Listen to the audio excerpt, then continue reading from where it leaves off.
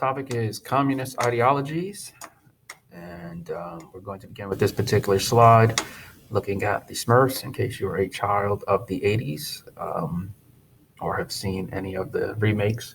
Keep in mind, you could probably do a Google search for communist symbolism, and you'll come up with numerous results from video games like Mario Brothers, films, TV shows, whatever.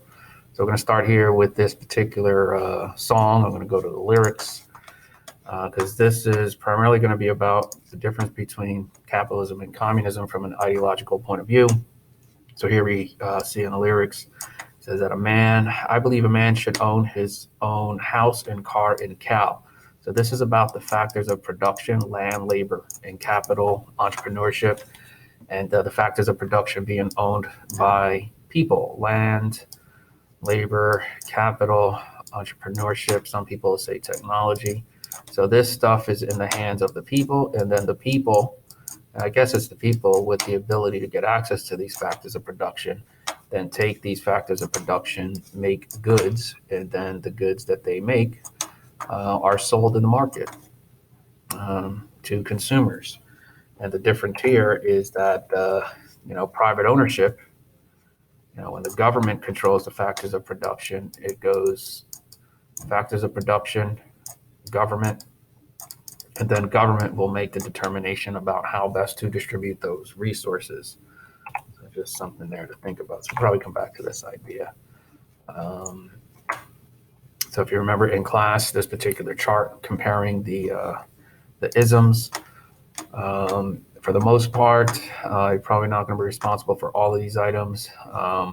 We looked in class at elections through the Politburo and the free election system on the capitalist side. I definitely want to make sure that we know that the classes, that the end goal for communism is to have no classes. Capitalism, you do have classes that exist. What determines the goods to produce? I kind of just addressed this item here. We're making the reference to the factors of production. And keep in mind that we are talking about economic systems, not political systems. So let's move on because I've already addressed this slide here. This particular image, we know that throughout the year we've been, doing scenarios and simulations involving the spending of $3 and, the income of $3. So for the vast majority of people, if you're making that's $3 coming in. If you have to pay your rent, your food, and whatever else you need to survive, that'll definitely leave you with $1 or $0 for you to put in a bank to be able to get those factors of production or whatever it is you want to do for improvement of your life. And that's probably just going to be complicated because the amount of money you're making is creating restrictions based on the limited decisions that you were able to make. So for homework, if you remember, you were asked to look at the Communist Manifesto and make some, identify some lines. And so here I kind of just did the same thing here. Remember the Rich Dad, Poor Dad, we did this already. So these are some prior responses. So here they're talking about the bourgeoisie converting the physician, the lawyer, the priest, the poet, to paid wage laborers. So this is kind of going back to some of the things we did in the 20s, where we see the rise of unions and the class difference really starting to become more of an issue. What side is government going to stand on, and so forth. The means of production, as they mention here. Here they bring up feudal society, which is looking at European feudalism, where you have the king, you have vassals, you have peasants. So basically, whenever you have a society of classes, it's inevitable, according to Karl Marx, that the people of the lower classes will try to overthrow this to get a more equitable distribution of resources. So that kind of just explains kind of the overall theme here. Here, Marx is talking about let the ruling class tremble at a communist revolution. You need to have a revolution, and if it's of a communist nature, then we know the end goal of communism, which is up here to create that classless society to get a more equitable distribution of those resources. So here, just kind of looking at some of the homework assignments. Now we're going to transition into Karl Marx. So this slide here, just looking at that Karl Marx, for the most part, is arguing that history is class struggle. I am not going to say much about philosophy and history, but just so you know, there are people, historical philosophers, and what they're trying to do is figure out the end result of humanity.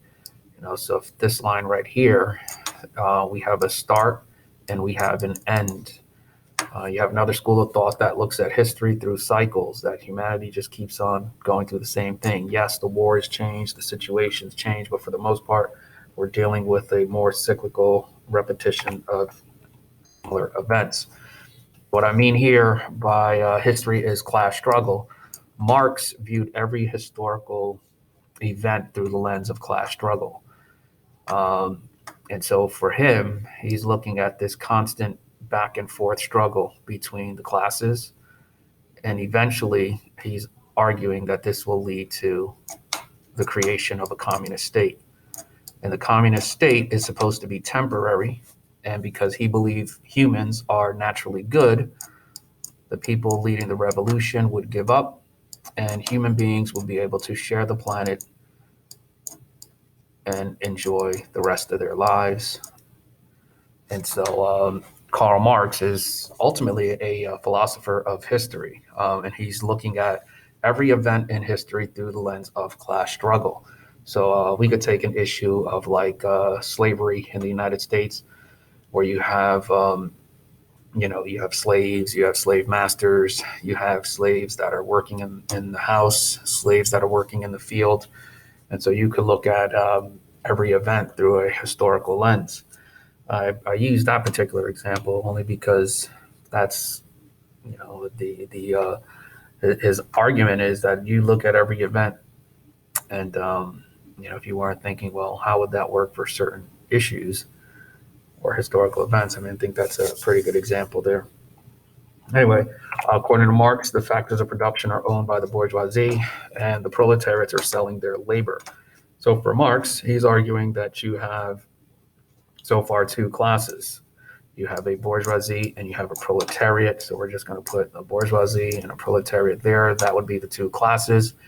And that eventually, because history is a constant class struggle, these two groups are going to be at war with each other. And that war will ultimately end in the creation of a temporary communist state that is supposed to wither away, and as I said before, allow human beings that are naturally good to share the factors of production. I'm going to come back to this idea later. At some point, we're going to have to complete the Google form, capitalist and communist side.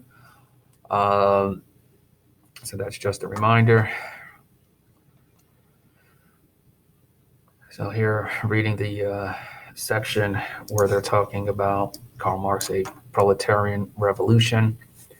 And so ultimately for Marx, as you remember in the prior slide, I was looking at just two classes, a bourgeoisie and a proletariat. So how does the proletariat go from a proletariat to some sort of proletariat revolution? Let's kind of see where that kind of takes us. Ultimately, Marx is arguing for you to revolt, that your life will be better off. Your life will be better off than making three and spending three. In his view, there has to be more to life than just work. There has to be more to life than just labor. Human beings should be able to enjoy their limited time on the planet, not playing the role of a slave, to wage slavery. And so ultimately, he's arguing that there's a revolt that has to take place. And perhaps maybe the revolution doesn't take place because people are too preoccupied doing other things. This is actually a reference to Gramsci, another communist. Gramsci argued that a revolution, because remember, you have bourgeoisies and you have proletariats. The proletariat is supposed to lead a revolution against the bourgeoisie with the end goal of, sharing those factors of production because human beings are naturally good. However, let's just say there's 100 potential revolutionaries. If 20 are too busy doing the floss dance and let's say 10 are too busy watching the Super Bowl, and we can go on and on, another 30 are playing video games. We have 30, 40, 50, 60. So we had 100 people that are potentially going to lead the revolution, but 60 of these individuals are just not involved. So can a revolution happen with 40? I don't know. Ultimately, for Marx, you have to have a revolution. Revolt, your life will be better off. Well, we're too busy watching Kim Kardashian, saying what celebrities are tweeting, so a revolution is never going to take place. Marx is saying revolt and you will be better off. And Kendrick Lamar just dropped a new album, Stranger Things, so I am not going to lead a revolution. And as I said before, these are all examples of Gramsci's cultural hegemony thesis. So again, what's the link? Because if you're wondering, well, he just went from Karl Marx and now he's talking about Gramsci. Karl Marx is ultimately arguing that you have two classes, a bourgeoisie and a proletariat, that are constantly at odds with each other. This one exploits that one. This one sells its labor to that one. So ultimately, for Karl Marx, he's saying that it's inevitable. If you have a society of classes, an upper, middle, lower, the people at the lower are going to overthrow the people at the top. So for Karl Marx, he's saying that this is going to happen. Gramsci is arguing or explaining pretty much why that hasn't happened. And he's saying in the early 1900s, it hasn't happened because people are being manipulated. And this is the cultural hegemony thesis, which argues that the bourgeoisie uses entertainment to keep the proletariats in a state of sleep. And because they're sleeping by watching Kim Kardashian, Stranger Things, whatever, they're probably thinking that their lives are actually pretty good. They are amused, and they are going to remain sleeping, and they're not going to lead a revolution. Because remember, Marx is saying it's inevitable. Gramsci is saying, yes, it's inevitable. However, the bourgeoisie intentionally creates entertainment, and entertainment is designed to try to manipulate the proletariat to prevent that proletariat revolution. Anyway, so let's go back to World War One. So if we remember World War One, if you're wondering, wow, that was a transition there. Again, I'm trying to get you to think about Karl Marx and how he's arguing that there's constantly class struggle. Like you could look at World War One, and you could argue that World War One is a fight between the global bourgeoisie. The global bourgeoisie is at war with each other, whether it's Germany fighting against Britain, France, the United States, Russia, like all of these global bourgeoisies are fighting each other. Anyway, so if you remember World War One, Lenin led a revolution. So here we see this photograph of Lenin. Here we see the Russian people, and the Russian people, they are trying to be persuaded by him. These individuals, he's trying to tell them, like Marx was saying, that your life would be better off. We need to overthrow these people. So Marx is inspiring Lenin, and then Lenin is taking Marx's ideas and is trying to inspire the proletariat, which is what's going on in that particular image. So Lenin is an example of a communist revolutionary. Here we see the revolution about to remove the Tsar from Russia that pulls Russia out of World War One. And now we have a situation where Russia becomes, in 1917, the first communist state. Now, we know that in the United States, we are going to fight a Cold War from the 1940s going on to about 1989. And in that situation, there is going to be a dictatorship of the proletariat. So I'm just going to put Russia or the Soviet Union. We're going to put dictatorship of the proletariat. There's going to be an authoritarian government. And whatever else you want to say, there's no freedoms in Russia, all of these things. So for Marx, on this slide, I'm arguing that Marx, the revolution that Lenin leads in 1917, that eventually starts to definitely gain some steam and momentum in the 40s going into the 80s, that they did not follow Karl Marx's ideas. Under communism, you're supposed to have no private property.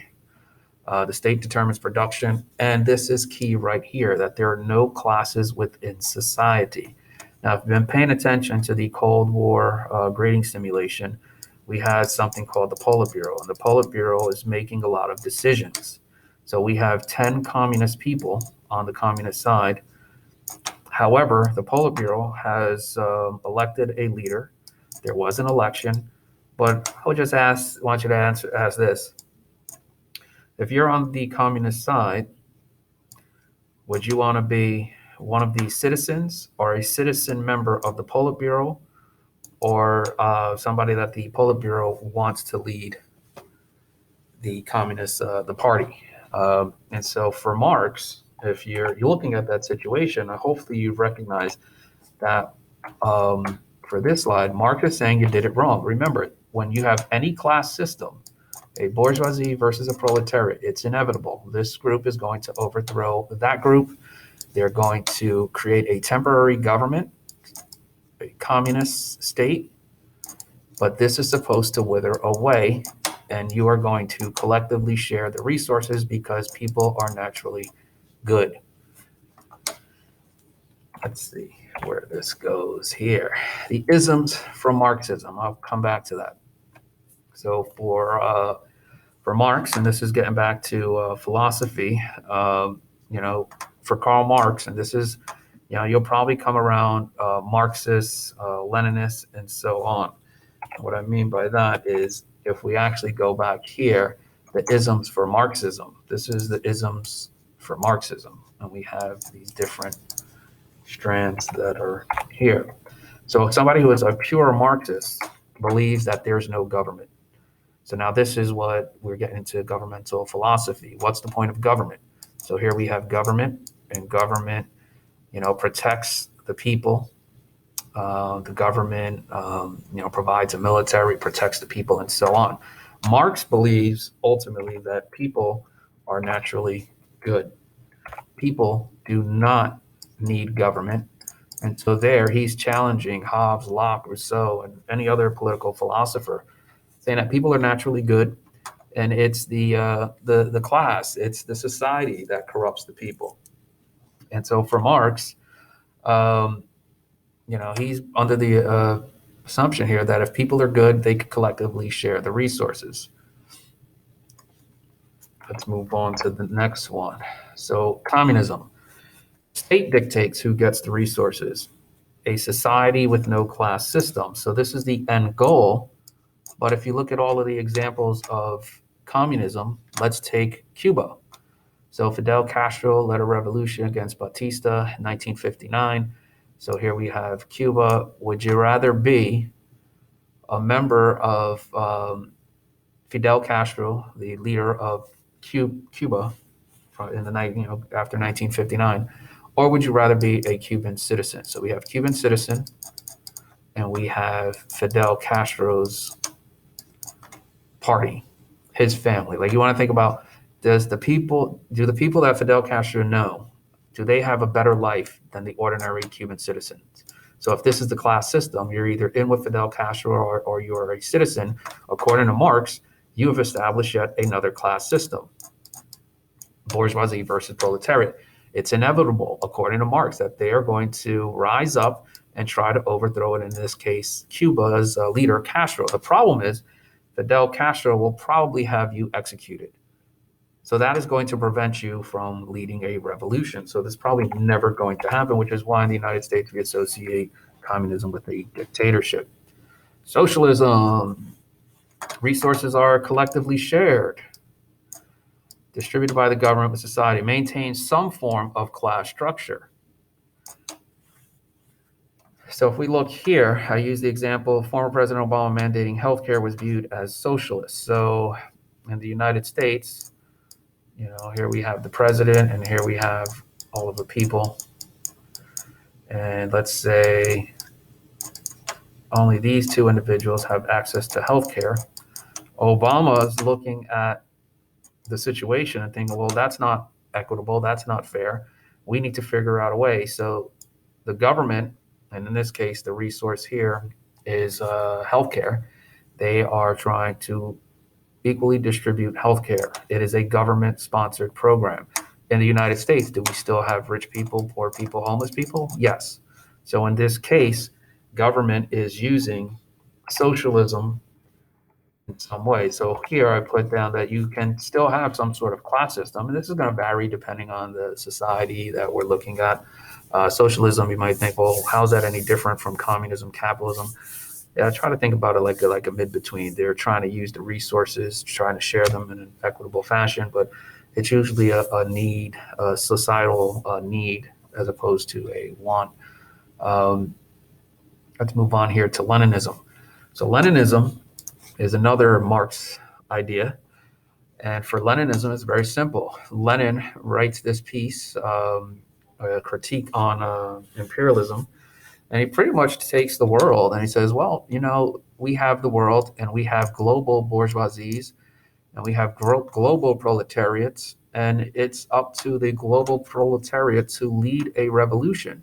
So let's see, if we have the bourgeoisie, we have the proletariats of the world, we put the United States, we'll put France over here.